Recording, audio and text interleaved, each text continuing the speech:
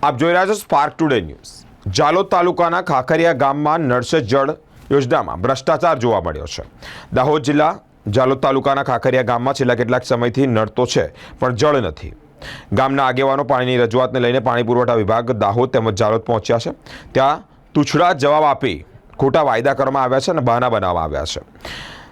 વાસ્મો કંપનીનો કૂવો community hall પાસે આવ્યો છે। ત્યાં મીટર વાસ્મો કંપનીના જોડાણ કરેલા છે। મીડિયાના માધ્યમ થકી પૂછપરછ પણ કરવામાં આવી છે કે ખાખરિયા ગ્રામ પંચાયતના ઓપરેટર કોણ છે। આજ દિન સુધી લોકોને ખબર જ નથી। ખાખરિયા ગામમાં નળમાં પાણી નથી આવતું ત્યારે લોકોને અહીંયા હાલાકી પડી રહી છે। સરપંચ, ડેપ્યુટી સરપંચ કે ગામના સભ્યો કે તલાટી કમ મંત્રીને પણ મળ્યા તેમ છતાં જવાબ અત્યાર સુધી મંત્રી પણ મળ્યા નથી ત્યારે જવાબ પણ વ્યવસ્થિત આપવામાં આવતા નથી તેવા સ્થાનિકો આક્ષેપ કરી રહ્યા છે।